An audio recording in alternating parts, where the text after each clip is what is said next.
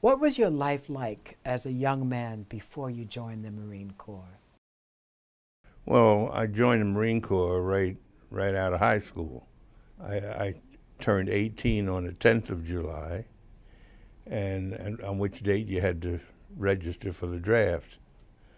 And so I had been trying to enlist in the Marine Corps before that, because the only way to get the branch of service you wish was to enlist. Born and raised in Harlem, went to PS5, 139. I quit high school and joined the Corps. Well, I wasn't really doing nothing in the street. It was better than doing nothing, maybe go to jail.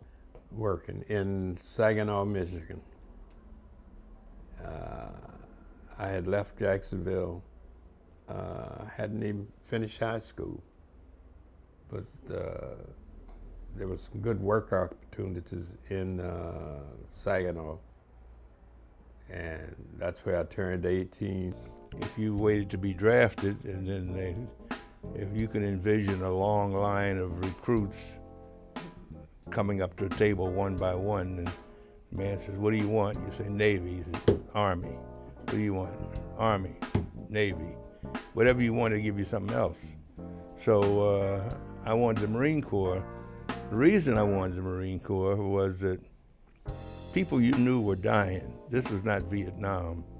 Nobody was going off to Canada to avoid going to war. Everybody went. And it was the uniform that attracted me. So I asked the sergeant that had my papers, "Why can't I go over there in that outfit?" And he took my papers over to the Marine sergeant, and that's how I got selected. 3 of us at that time. Actually, I joined the Marine Corps because I had a brother in the Army and a brother in the Navy. I wanted a member of the family in each branch of the service. Well, my brother had went, and he was in the 51st Defense. And I thought I'd be able to see him. Saw him one time. He came over when I was in training, to see me. He waved at me. That's all he could do. I never saw him anymore. I figured the best way to increase my chances of survival, the best way was to be well trained. On the ride down south, what was going through your mind at the time? I didn't have no really intermingle with white people except when I went to high school. That was the most white people I've seen in one place. When I stepped up to the window of this bus station to buy a ticket, and the guy said, "Round the back, boy." I see the door say white, see the door say colored. I see Chinese people go through the white door. I felt funny at first with it. I said, well, he ain't black, he ain't colored, so I guess he can go through it. But the door still said white. And we was in the car right behind the coal tender. But unfortunately, they could not close the door. The Marine MPs were in the car behind us, looking through. These hot cinders blowing in there, you couldn't get away from it. Real high 80s and whatnot. And that was the train ride down to North Carolina. White Marine. When we stopped to get something in a restaurant or something, he could go in and get it for me, and I couldn't go in the same place, even in uniform. And we went to a restaurant, and the guy wanted to know, "What you doing coming here? Go around the back." And we couldn't understand it. We're in uniform.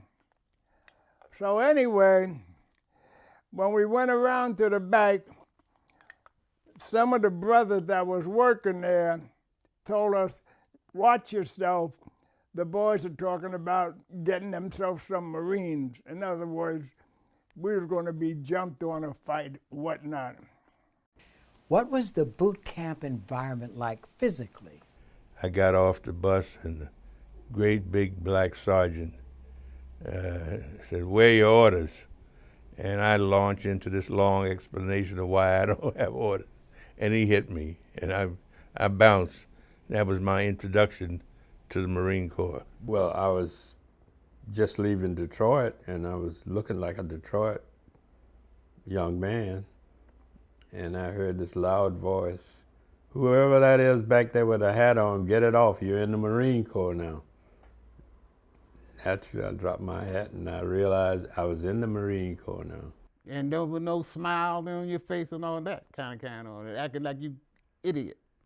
What was boot camp like for you emotionally? They took you to your limit and passed. When you thought you were going to give up, you didn't give up. The DIs, the drill instructors, their job is to make you tough. And the way they propose to do it is to sort of break you down, build you up again. They gave no quarter. They were tough. You mentioned the white gunnery sergeant showed up. On the rifle range to teach us how to use the bayonets and things of that sort. And they were rough. These were the guys that would say, "All right, niggas, fall in." It was you people in their uniform. And the war must be going bad when they brought you into our uniform. Most of those guys was from the hills. They never had shoes on until they came Marine Corps. And they lived this prejudiced life. They were above you, and they talked down to you. And you had to stand up there at attention and accept it. It was more or less what they said, that they didn't physically hit you or nothing like that. As far as I'm concerned, I know. They ain't never physically hit me. What was the attitude of the black drill instructors? You was out of step, you had stood up with your face against the wall at attention, with your nose touching the wall or something. Or you stretched out with your fingers on the wall like this and see how long you can stay there. There was one incident where we went in and I walked, and my DI, drill instructor, put his hand on my shoulder and said, "We see you don't like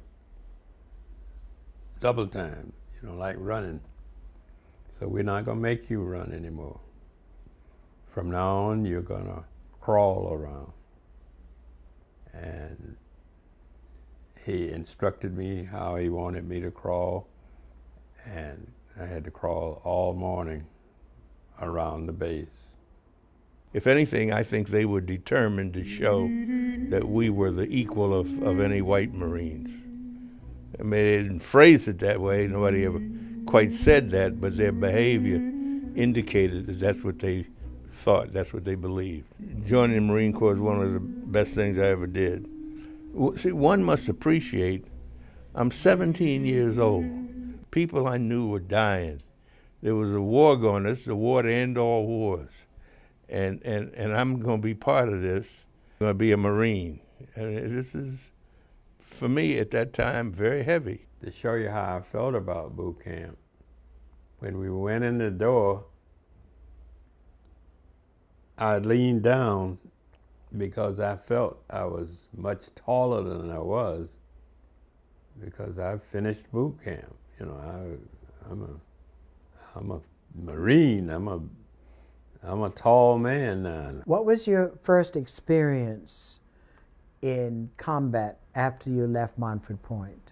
The first time I was in combat was in Korea. It was in the 7th Marines. We hit an island called Woolaloo. We had to wait on that island, the whole island, for 12 hours before the rest of the men could come ashore, because the tide goes out and stays out for 12 hours. If the North Koreans would have counterattacked, they'd have wiped us out. The only support we had was aircraft and guns from the ship. Couldn't get no more men ashore until the 12 hours where the new tide come in. You had I understand you had an artillery unit that was the best it could be. They'd hit a fly off a mountain with one round. Black artillery unit. Black artillery unit. Black Marine artillery unit. Black, yes. And you had whites alongside of you fighting. Yeah. That's the first time I gave a white boy an order. We couldn't hardly give no orders before that.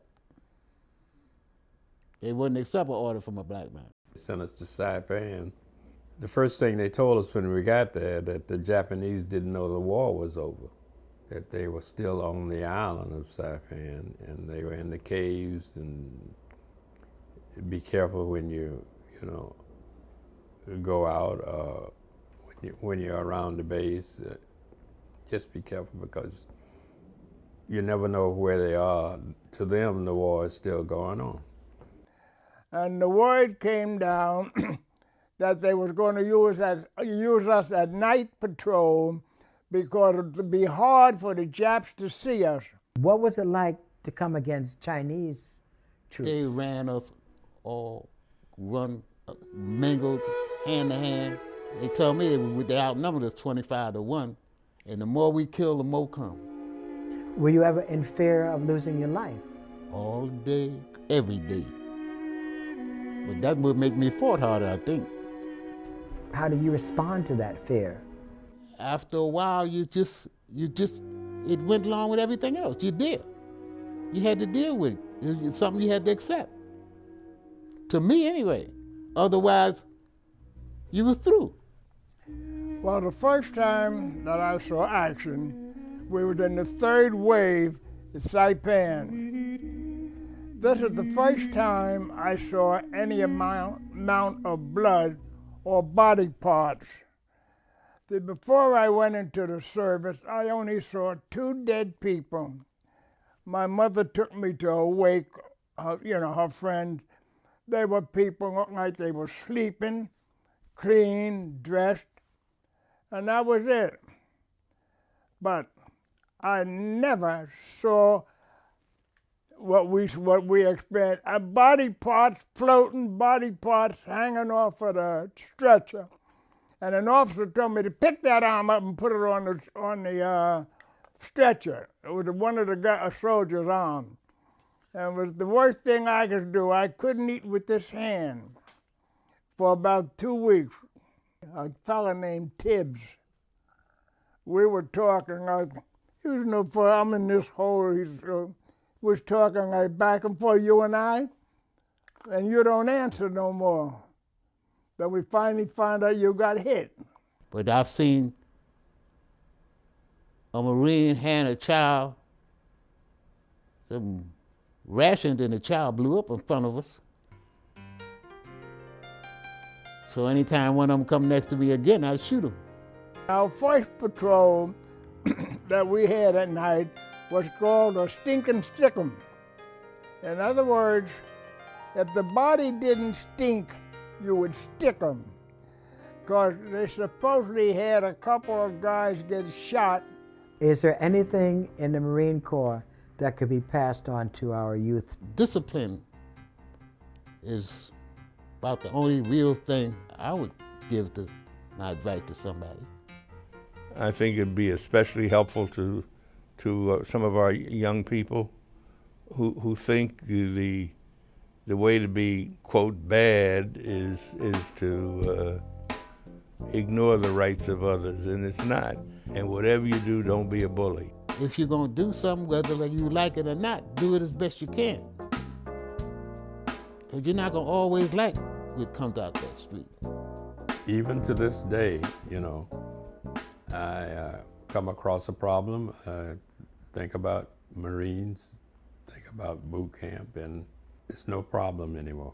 I'm a Marine. I can do it. Well, when I left the Marine Corps, I joined the Transit Authority. At that time, they called it Board of Transportation. And then it changed over to the Transit Authority. And it gave me confidence into doing the titles I was pursuing. I started out as a trolley car operator, and I ended up as a supervisor in Coney Island yardmaster. My background from the Marine Corps played a big factor in helping me pursue these jobs, because you needed confidence and patience. Did being a Marine carry over to your public life, especially being the leader of arguably the greatest city in the world?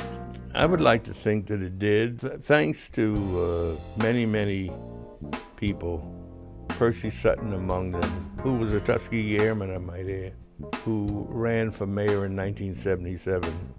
I mean, no black man ever thought of running for mayor of the greatest city in the world. As a matter of fact, until it happened, I never thought we'd have a black president, but we have. Having a black president was something that I thought I would never see, especially growing up in the South.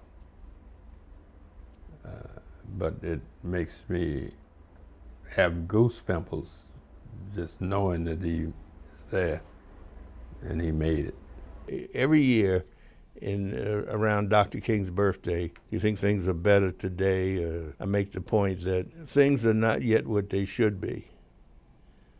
We got a long way to go, but thank God they're not what they used to be. The footprints of the Montford Point Marines were left on the beaches of Roy Namar, Saipan, Guam, Peleliu, Iwo Jima, and Okinawa. The tides and winds have long ago washed them out into the seas of history, but the chosen few, in field shoes and canvas leggings, also left their marks in the firm concrete of Marine Corps history. And as new generations of Marines learn to march in those footprints, the cadence assumes the proud stride of the men of Montford Point.